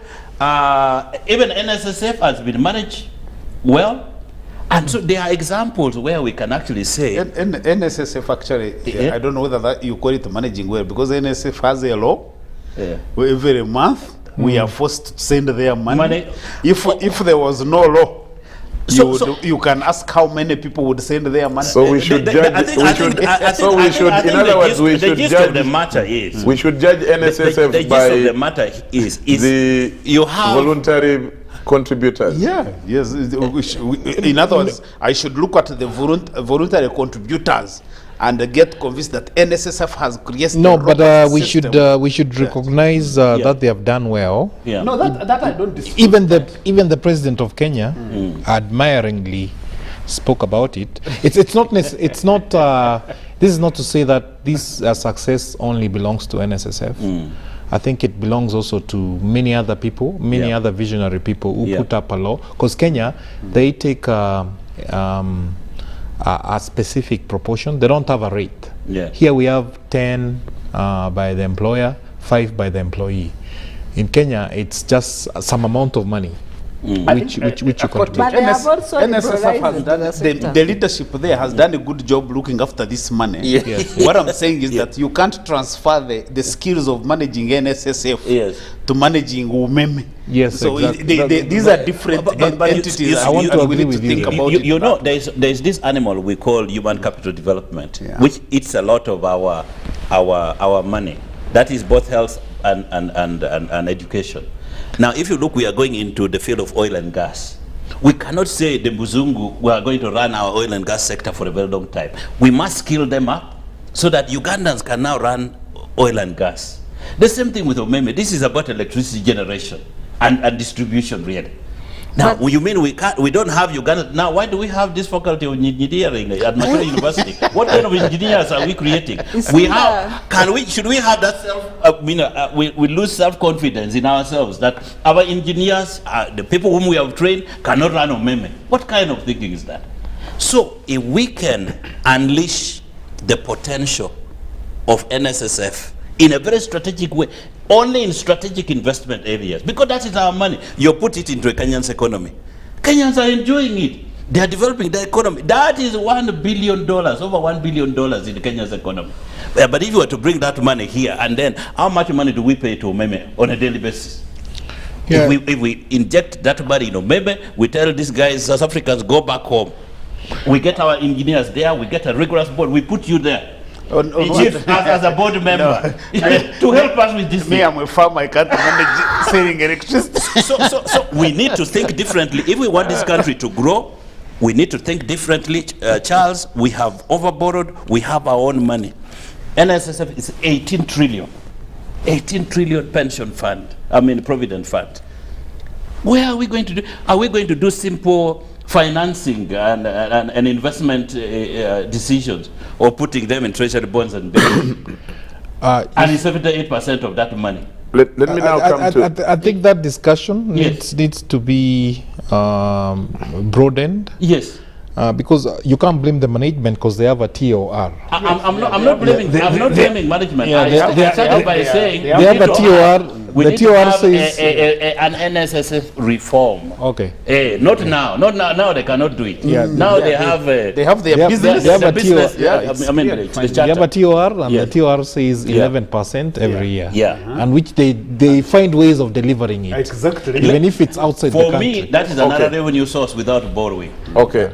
But the polls, I want to bring in Sarah now. We are left with less than 10 minutes. I need us to do the measures. You started well on it, talking about the things that need to be done. Let me get in Sarah, and then the rest of you as we wind up. I think it's important as a country that we find strategies for breaking the vicious cycle of debt. And you know, with a budget deficit, it leads to higher levels of borrowing. Of course, we are already there. Higher levels of interest payment, we are already there. Low investment, we are already there. Low revenues in the country. I think it's important for Ugandans to know that more than 70% of our GDP is generated in 3 districts of Kampala, Wakiso, Mukono. Yeah. And you have, you know, Charles, when you were introducing the program, when you said we have entered into middle, so I was like, is just going to declare middle income? But I know my safe zones. I know where I don't trade. So we have only 7 districts that have entered into middle income. And that's Kampala in number 1 with the highest income at 3,400. You have Wakiso. at $2,496, followed by Mukono PG, Mbarara Jinja, then Masaka at number 7. You've The left rest out- of the So council, the ones we should actually be Yes, talking the- about, the ones we should be talking about that are outliers are Mbarara, Jinja, and you said which one? Masaka? I know Sarah must have deliberately left out Ntungamo. No, you are not. You are not. You don't have- And he has PG. deliberately left out districts of northern Uganda. They are not in the middle income. They are not there. No. Okay. So we need to see how do we make the country productive. Yeah. We need to cut down expenditures. We need to make sure we grow the economy so that we increase the taxable income and the tax base. Those are the measures. Okay. Paul Omara. Yeah. Measures. Charles, the number one issue is we need to enhance our domestic revenue generation strategy, what they call the RMS. Without generating more revenue locally, we are going to be in big trouble because, as you are aware now, 58.5% of our budget is going on debt repayments, interest, and domestic refinancing. We must get our revenue lines growing. Second, we must prioritize the limited resources we have in money-generating programs. If we don't do that, again, still we are going to have issues. Let's promote the private sector. Because the private sector is where we go and tax. Rarely do we tax government. It's private sector which actually generates revenue. We should do that. We should promote private sector investment. Let's deal with our road infrastructure and create viability in terms of movements. What my brother here has said. We need to do that. Yeah. Without road infrastructure, I can tell you it's going to be very difficult for us to move. And it's something that we must focus on so that we can generate some revenue in the future. Yeah. Godba. As I said, I would want really to see very deliberate actions to improve on tax compliance. Yeah. Let's find those actions that create a tax-paying culture. That Ugandans should feel like we are all contributing equally to financing our budget. Right now, there is a very, very small segment of the population that is paying all the taxes, and the transparency on how that happens, of what is happening, is not there. That's why I'm saying let's have a tax compliance period where everybody is able to do filing of tax returns. Yeah.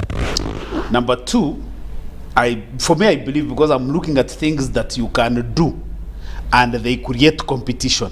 Yeah. If I had my way, I would be making sure Uganda Revenue Authority would be publishing how much tax do we collect from each of the regions.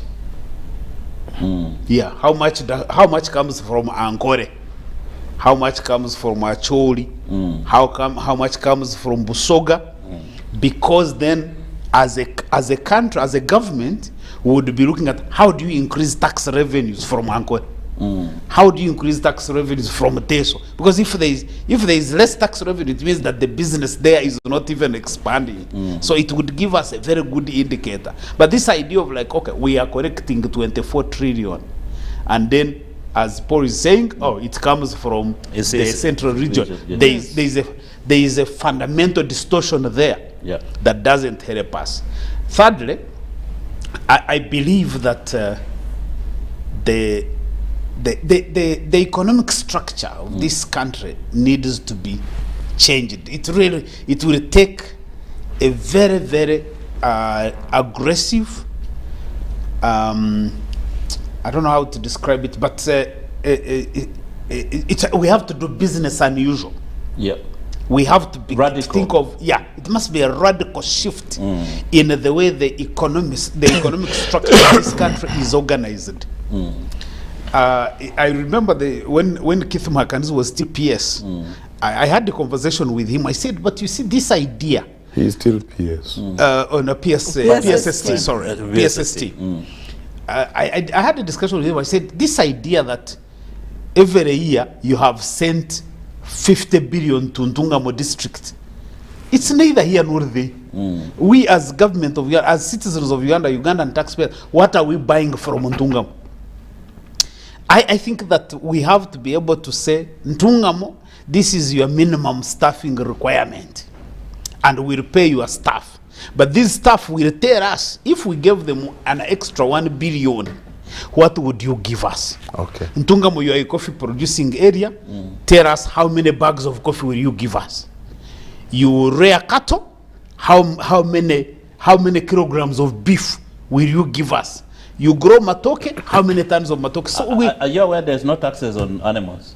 It doesn't matter, because you see the taxes. Paul, sorry, they don't pay taxes on revenue. No, you see the taxes may be from these butcheries, and yet on cows. And yet they have a minister. You have taxes on cows. They have a they have no taxes. And but when is a big wealth in the West? Paul, the taxes may be on the butcheries, on the restaurants. But Godba, yes. Yet you have a minister in charge of that docket.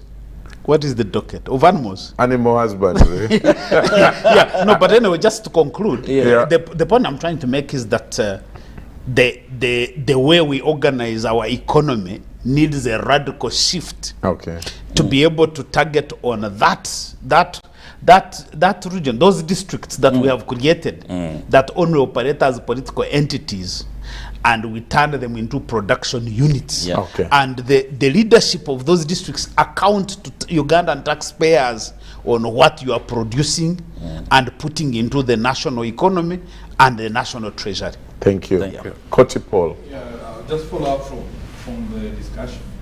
Especially the point where you said animals are not taxed. Yeah. Do 2 minutes? Yeah. 2 minutes? Yes, yeah. And that speaks to what we were talking about. Please don't propose that we tax animals. No, I'm not proposing. Please propose. Make the proposal. It is a big industry. They should pay taxes on No, animals. what I'm saying. Animals and milk. No.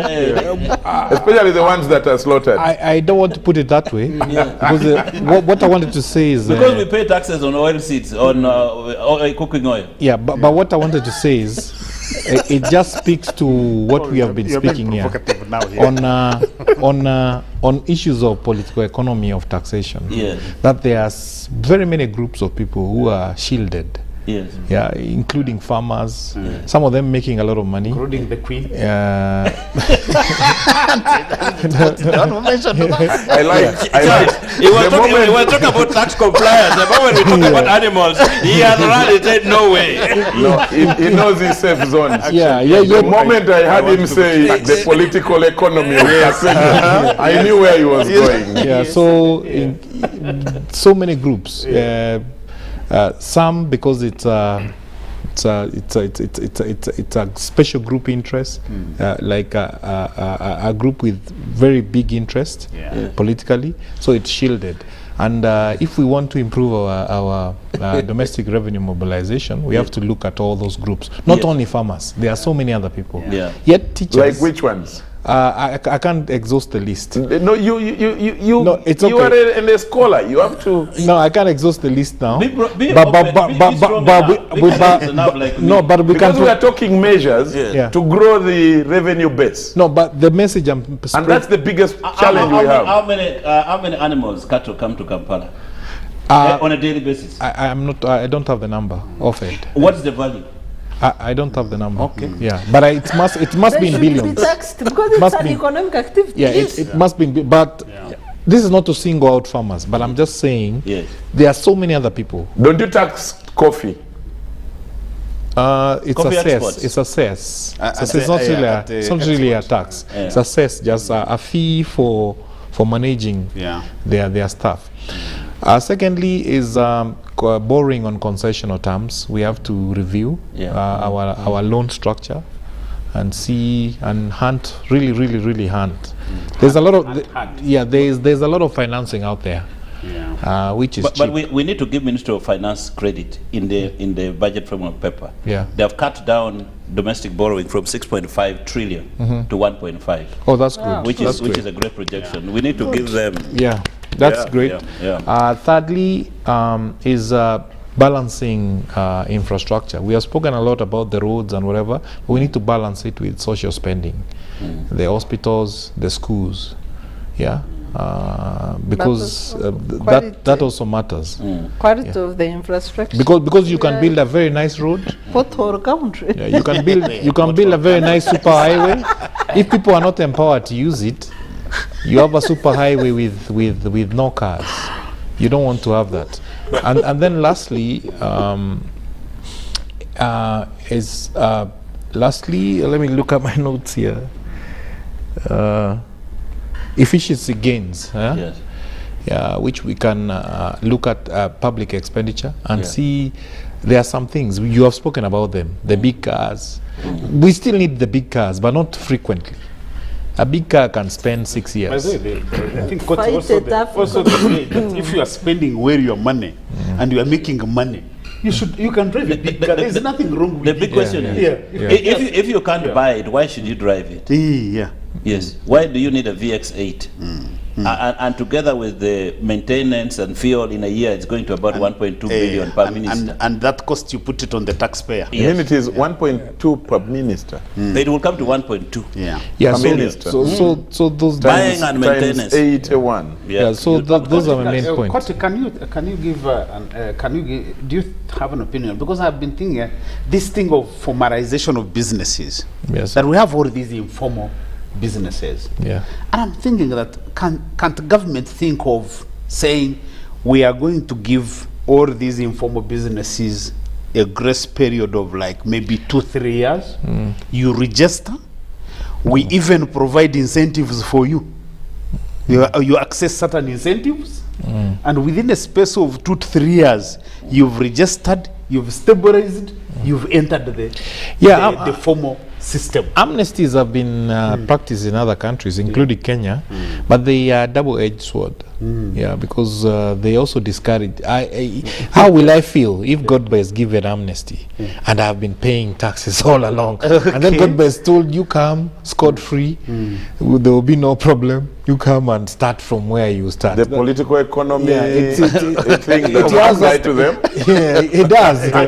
So we as we review amnesty for defaulters. Because what are the no, I'm not talking about defaulters. Good, but remember we have run out of time. I'm talking about people who have their small businesses. They have started businesses. Yeah. And we are saying they are not in the formal economy. They are in the informal. Yes, sir. So how do we create incentives that accelerate people to move into the formal system? Yes, I think what you have proposed is one. The other one is business development services, which there's already a strategy. But again, as I said, when it comes to policy documents, strategies, mission statements, no one beats Uganda in these things. Yeah, but execution. But execution is the one where we fail. Where we fail because we have these documents and good ones. Have you studied why the execution fails? Maybe that's. We need to close. Let me say this. I will be coming up with a motion in Parliament. I'll move a motion, especially so that I come with the sick leave of Parliament, so that I can really come with the private members bill to help cut costs in government. And which area I won't say now, but is. But I can guess the areas you want to go for. Before close of month. Before close of month. Yeah. We'll be doing it. That would be powerful. Okay, we will support you. For us, we will do the needful. Support you. Bring the issue for debate. Bring out the rationale, the justifications and all that. Yes. And ensure that people know. When the time comes, we will deny him a certificate of... Yes, but we shall deny you a certificate of financial implication from the Ministry of Finance, and you will not go far with it. No, my friend PSST will support me. Okay. He may support you because he thinks you are doing well, but you will be denied. And then if you pass that stage, you will not get the vote in Parliament. But thank you so much, gentlemen and lady. Amazing discussions. And Paul Koti, thank you so much for joining this discussion. Brilliant ideas there. And I like I like the way he chooses his words. When he's going to give an excuse, he says you need to look at the political economy of consideration. But if he's not a presidential advisor, I would recommend that Scotty be appointed presidential advisor. He qualifies. Thank you very much, Godma. Thank you, Paul Omara. Thank you so much, Council Sarah Brete. He's a great friend, a great man. Thanks very much. Thank you very much, the technical team, for bringing this and making this possible. Thank you very much, Etiang, our producer, and the entire team here that make the behind the headlines possible. There are so many stories going through the week. The big one, of course, the investigation on NSSF, and of course we will be making a follow-up to see what MPs are doing in the countryside when because they have broken off for recess to go and assess the performance of the parish development model. That's something we shall be discussing, but we still have our topic to discuss on the financial performance of the local governments. So these are things that we will be looking up to discussing in the next, in the subsequent topics after this. Otherwise, thank you very much. God bless you all. Until next week, bye-bye.